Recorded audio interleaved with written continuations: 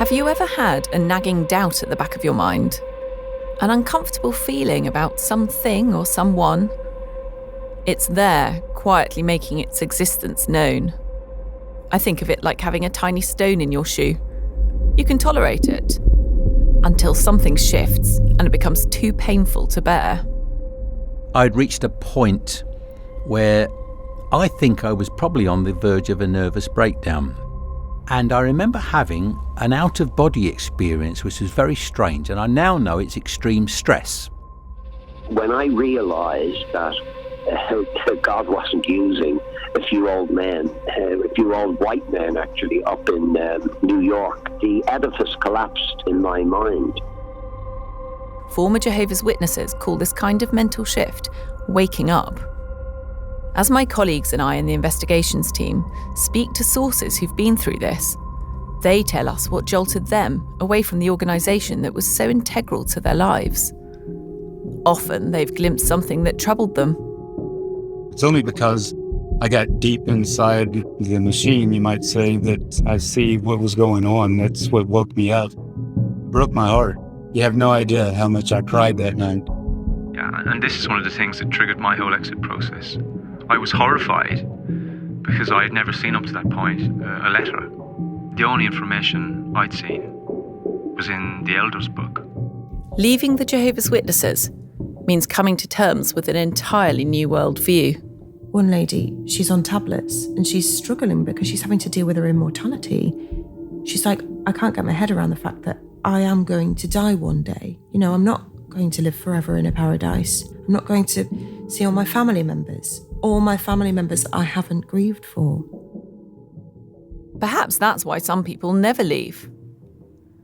Daria's mother, Siobhan, stayed in the Jehovah's Witnesses, even after the organisation fought Daria in court. In other cases, people have stayed married to alleged paedophiles rather than believe their own child or grandchild. But as we speak to people who have woken up, a lot of them tell us their doubts crystallised because of the same thing. And do you see yourselves as Jehovah God's spokespeople on earth? That, I think, would seem to be quite presumptuous. A global leader of the Jehovah's Witnesses took the stand at a child abuse inquiry, and former members from around the world told us that they furtively found videos online and watched him testify under oath.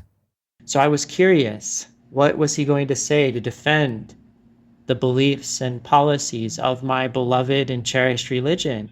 Staying up in the early hours, watching live the leaders of our religion take the stand. That was the Matrix moment. I realized this is not God's one true channel. My wife and I looked at each other and realized that we can't make excuses anymore. As they watched through the night, they began to wonder whether the individual stories that had troubled them could be part of a bigger pattern worldwide. And when they woke up, they knew they had to leave. I'm Catherine Rushton, and this is Call Bethel from the Telegraph's investigations team. Episode 3, Paper Trails.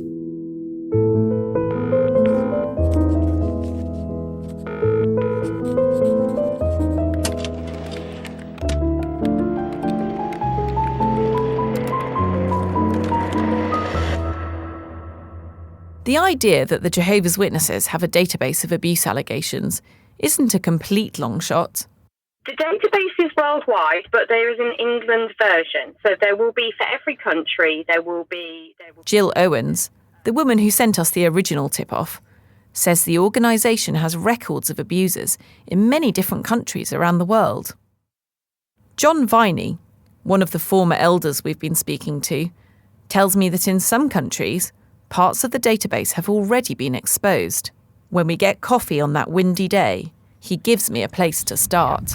America's got thousands, and the Zolkin firm have managed to get quite a few of theirs.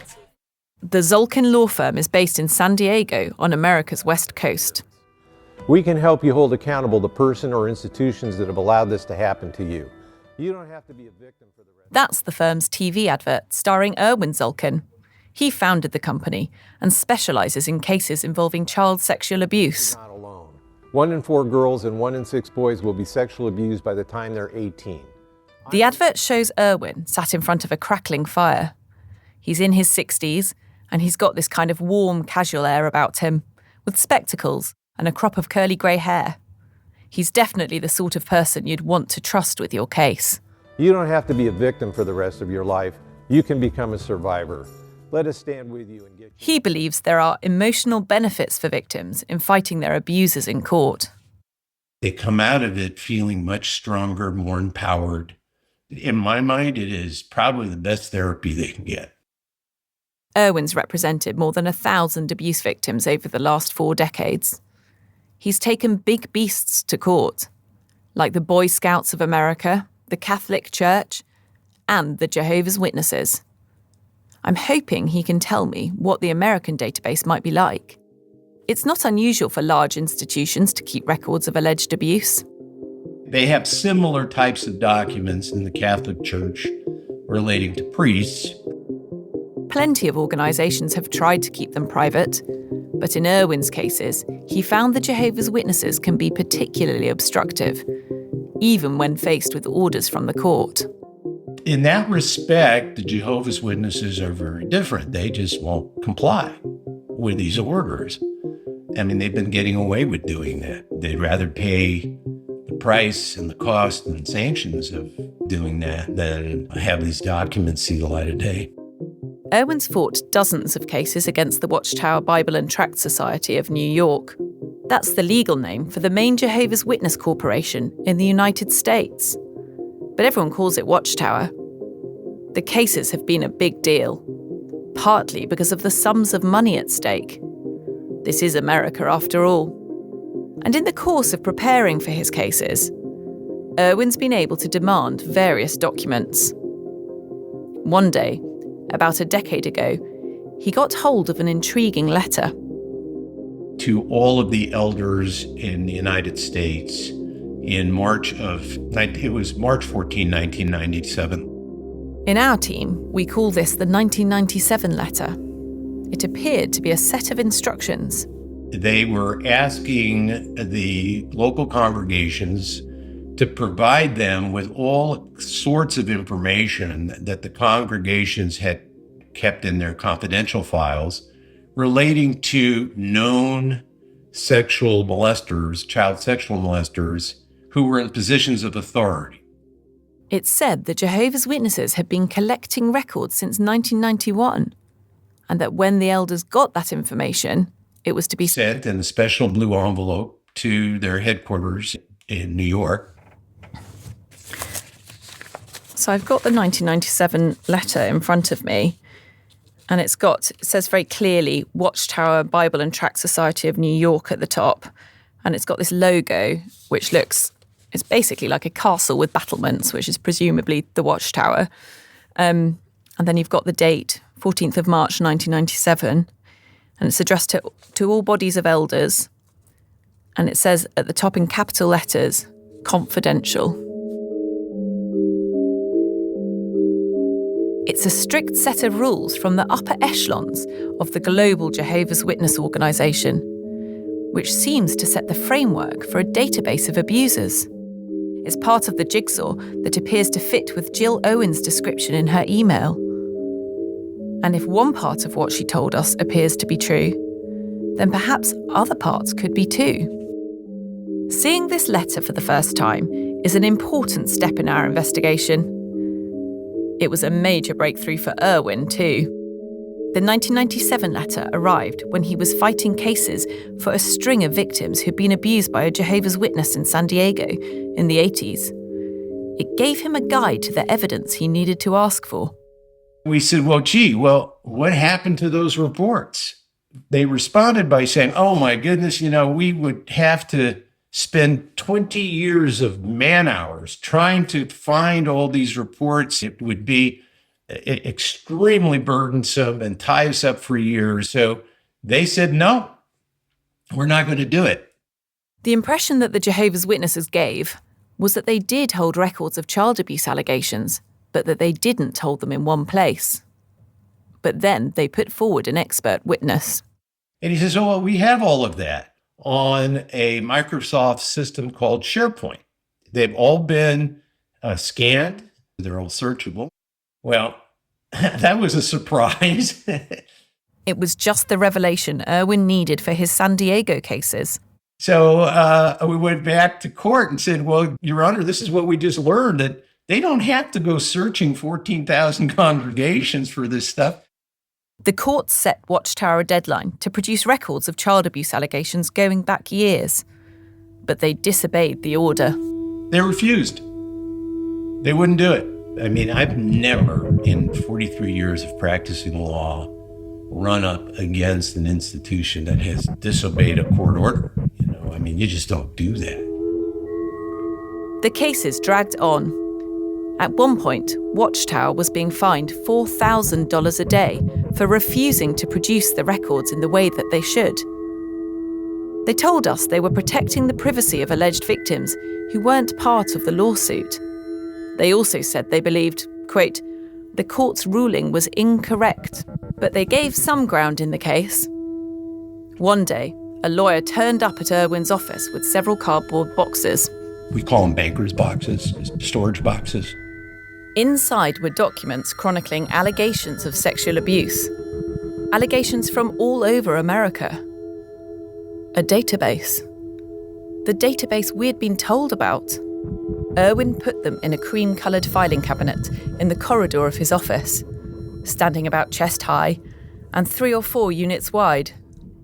The records filled 3 large drawers. The larger side-opening type filing cabinets. And we kept them there under lock and key. I'd love to tell you more about what was in them, but I can't, because Irwin wouldn't be able to share anything with you. I mean, he said, essentially, with what you're describing, I probably could say, I have files. I'm not sure I could tell you more. That's because there's a protective court order on the documents, which stops him from ever revealing anything about them. He can't tell the victims who are named in the database. He can't even pass information to the police. And there's another problem, one which makes it hard for even Irwin to use them. Before the Jehovah's Witnesses handed the database over, they blanked lots of information out. It's standard practice to redact documents like these because of privacy issues, but the Jehovah's Witnesses went much further. They redacted the names of the perpetrators, they redacted the names of the congregations, they redacted names of the victims, names of witnesses. Basically every noun was redacted in these documents, so they were really not of much use. When I first contacted Irwin, I wanted to invite myself to his office, to come and see the filing cabinet in person. I wanted to be in the same room as this thing that we've been obsessing over. So what I learned next made my stomach lurch. I didn't realise you'd had to hand them back. I can tell you it's extremely disturbing. It's a public safety issue. And, there were times where, I will be honest with you, I kind of felt like, you know what, to hell with it. I'm going to go public with this anyway. But obviously, you realize you can't do that. But it's just frustrating. Irwin had to empty the filing cabinet and hand all the records back to Watchtower as part of a settlement agreement. The Jehovah's Witnesses disagree that there was a public safety issue at stake, but when I tell my team what's happened, they're taken aback. They must have hated that so much. It just feels wrong. They had the records there and they couldn't even hand them to the police. And then at the end of it, they had to hand the records back to the Jehovah's Witnesses. It's maddening to get so close to records like this, only to discover they've been whisked away. But at least we now know a foreign version of the Jehovah's Witness database definitely exists. We need to find out more about what's actually inside it. In the course of my reporting, I hear about another lawsuit in America, which might help. Yeah, I was just checking the weather, and we're definitely getting hit tomorrow, but it looks like it'll be later. That's Holly McGowan. She's a pretty cool lady, in her late 30s, and she drives a snowplow for a living. We have to arrange calls around the forecast. In 2016, she brought a civil case against Watchtower in Montana with another woman, her niece Alexis Nunez, Lexi for short. They're only 12 years apart in age, and they took legal action because of something that happened to them when they were children.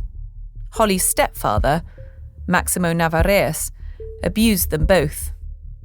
Neither one knew about the other. When Holly first reported her abuse, she felt she shouldn't go to the police because they're worldly. So police, they were all going to die at Armageddon. They're part of the world. Instead, she told the elders. According to documents from his judicial committee, Maximo Navarrete confessed to abusing a child, but it wasn't Holly or Lexi. Holly also told the civil court. His comeback was, well, they actually seduced me because, that's what 8 and 10-year-old children do to a grown man. The elders disfellowshipped Maximo Navarrete for a year. Now, there's a Montana law that says it's mandatory to report child sexual abuse allegations to the authorities. But the elders didn't do that. It left Maximo Navarrete free to continue abusing Lexi. When Holly found out, years later, she was shattered. I was very angry at myself and felt guilty because I didn't try harder when I was younger to make them believe me. I didn't try harder to make it stop. When Lexi and Holly's case was first heard in Montana, Holly lost. That's because of the statute of limitations there, and because she failed to convince the jury that she'd told the elders about Maximo Navarrete whilst the abuse was still going on. But Lexi won, and the court ordered Watchtower to pay her $35 million. As things unfolded, though, Watchtower successfully appealed. A Montana Supreme Court judge ruled that the Jehovah's Witnesses are exempt from the mandatory reporting laws on religious grounds. Congratulations, Watchtower, you won the right to keep sexual abuse secrets. That's a little fucked up if you ask me. In the end, the Jehovah's Witnesses settled with Lexi and paid her an undisclosed sum. The Montana Supreme Court has overturned a $35 million verdict in a case accusing the Jehovah's Witnesses of negligence in failing to report sexual abuse.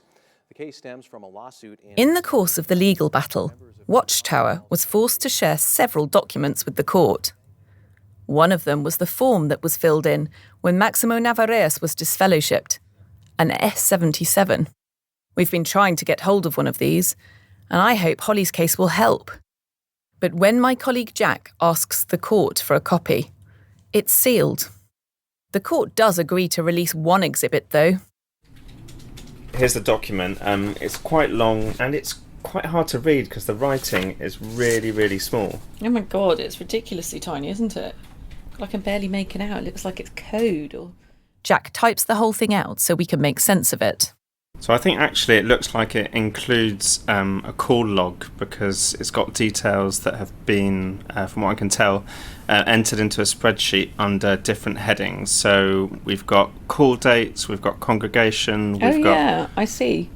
Gosh, and look, in those big blocks of text, you can just make out the name of victim, and then there's an entry for Holly, and I can see another one for Lexi.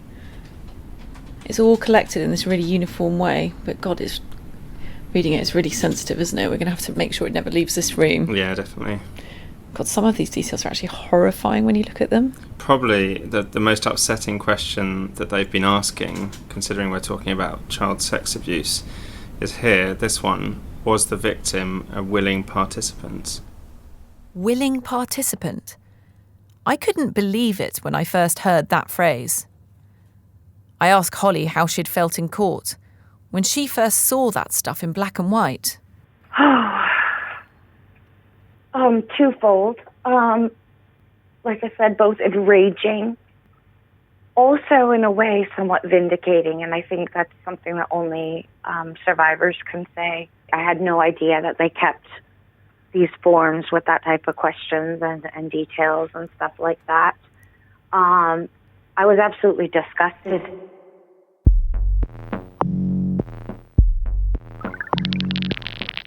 In any investigation, we want to put allegations to the people that have been accused.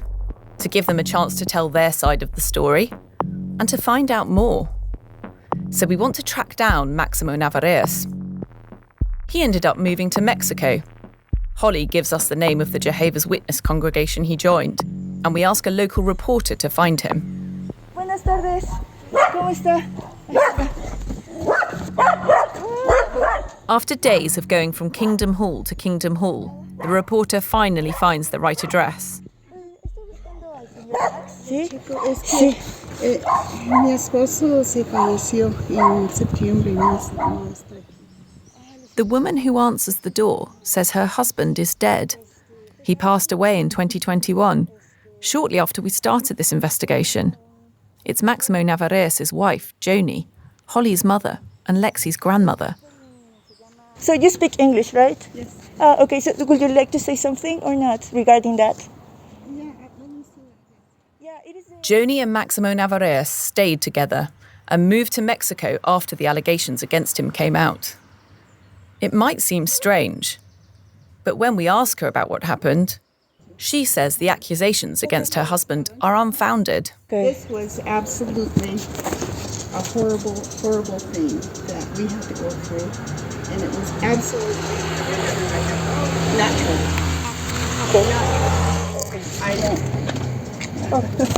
I don't want to have to deal with this anymore. Okay, so no comment for them. No. Holly's mother says the allegations against her husband are not true. Holly's always wondered how her mother could have believed her abuser over her. They haven't spoken in years. In fact, when Holly and I first started talking, she didn't know Maximo Navarrete was dead. I was the one to tell her. How are you feeling about that? I don't know yet. I don't know yet. I might need to process it a little bit. Of course. I mean, I'm not sad. I'm not sad or anything. I hate to sound cruel and cold, but yeah. After we speak, I keep thinking about Holly and about those pieces of paper with the tiny print, the ones that came out through her case. Those bits of paper and Erwin Zulkin's filing cabinets of redacted records give us a picture of how the organisation collects data in America when someone reports allegations of abuse. But could it be restricted to the US? An investigation on the other side of the world lays the scale of another country's database bare. More on that after this short break.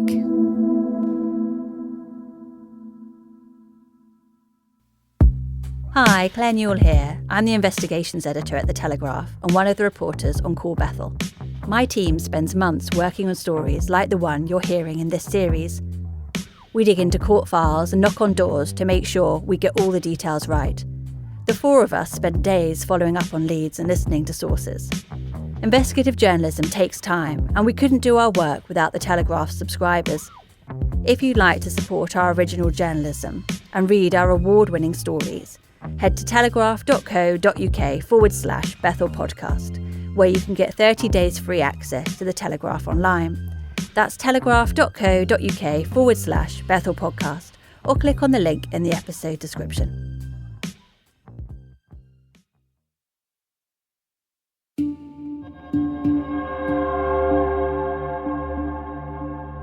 In 2012, there's a worldwide cultural shift underway. Society is starting to rethink how it deals with child sexual abuse. The Jimmy Savile scandal is just surfacing in Britain, and as it erupts, it fells a string of high-profile figures from all walks of life. The police currently have 8 formal allegations against Sir Jimmy Savile, 2 of rape and 6... Children's entertainer and serial child molester Rolf Harris guilty on all counts. By targeting young girls who trusted him and were in awe of his fame. His lack of remorse, defence that the victims were lying. Victims of sexual abuse feel like they might be listened to for the first time. And more survivors are coming forward than ever before.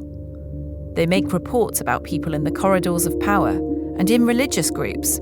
Now let's move on to child sex abuse, just a horrible crime, but our Australian Federal Police... Yet countless more instances of child abuse go unreported. Is the subject of a police investigation into alleged sexual assault claims.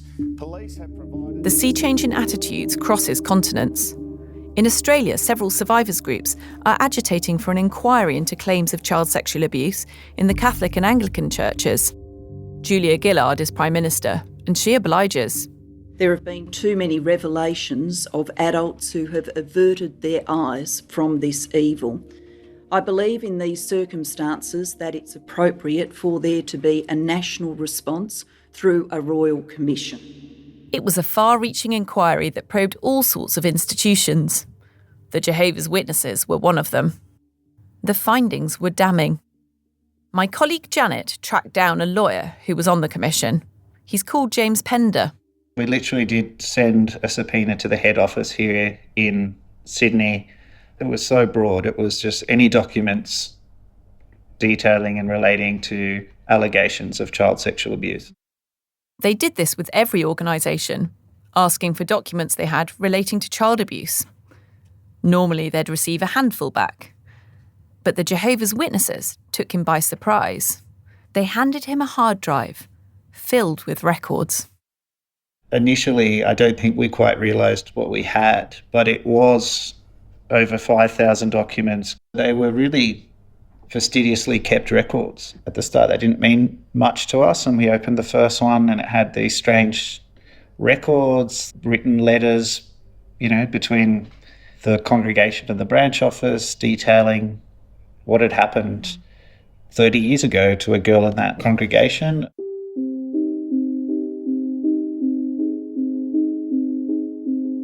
James and his team spent 3 weeks in a small room together, poring over it all. It was traumatic to read, partly because of the horrible details, but also because of the sheer overwhelming numbers. You can't help but be a bit broken by all the stuff that you're reading. It's given them a shared bond. When you hear army people talk about the camaraderie of being in the trenches, it was a little bit like that. It was like, we can't unlive those weeks and we can't unsee the things we saw. You can still see the spreadsheet James and his team produced on the Australian Royal Commission website.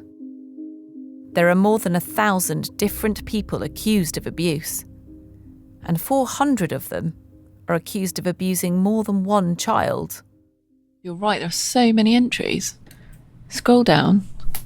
I know. Okay, and you've got these headings at the top here. Did the perpetrator confess in relation to any victim? You can go through it and just go click that and see. Oh my goodness, all those yeses. You've got different columns, and this one, deleted as ministerial servant or elder, number of times disfellowshipped, then number of times reinstated. And if you have a look here, we've got 6 here that were reinstated 3 times. So that's 6 alleged paedophiles who were let back in? Yeah. There would be an initial allegation from X year, and then there would be a record about how there'd been a judicial committee to deal with that, and the perpetrator had repented, so they were allowed to stay in the congregation. And then as James went through the records, there was something missing, time and time again. Reports to the police. Once you got over the awfulness of the amount of abuse, what was even more awful was the regularity of the inadequate response. There were records of more than 1,800 alleged victims of child abuse from 65 years. And in almost every case, there was no evidence that the Jehovah's Witness organisation had reported them to the police. I was stunned when I first heard this. It's obviously a long time, but even so, the numbers are horrendous. They amount to an Australian abuse case every 13 days. The Jehovah's Witnesses told the inquiry that they don't condone or cover up child sexual abuse, and that for 65 years, they've, quote, taken a proactive role in investigating and documenting such abuse and taking action against proved abusers. The global organisation says it'll always report an allegation of abuse to the police if a child's in danger. At first, James just thought each congregation kept detailed records. But over time, it became clear that there was a reason all the documents had the same template. Because the elders were following strict rules. rules like those set out in the letter from 1997. As the Commission's public hearings got underway, former Jehovah's Witnesses from around the world started to contact James. We got sent these documents, and then we'd ask for the similar document from here in Australia. It would be identical. Right. Identical. And you would think, this is not just happening here. At one point, they summoned Jeffrey Jackson, a member of the Jehovah's Witnesses governing body in New York, to give evidence. And do you see yourselves as Jehovah God's spokespeople on earth? That, I think, would seem to be quite presumptuous to say that we are the only spokesperson that God is using. The scriptures clearly... We've been told about his testimony again and again by former Jehovah's Witnesses who woke up. James Pender became convinced that there was a systemic problem. What's more, he believed it was global, that it was being orchestrated from the Jehovah's Witnesses' worldwide headquarters in America. I can't stress that enough. Having seen the internal skeleton of the Jehovah's Witness Church in Australia, and having seen the way that the governing body controls the Australian branch office, I know and I'm sure that they do the exact same thing in relation to other countries, including the UK. What he says next really sticks with me. He says he believes it's a system that doesn't fail by accident, it's a system that fails by intention. The question we've been asking in our investigation is if the Jehovah's Witnesses in Britain are the same. There are documents in America that have been replicated in Australia. Could they exist here too? And if they do, should what we've learned about the databases around the world make us view Daria's, Michelle's and Lacey's cases in a different light?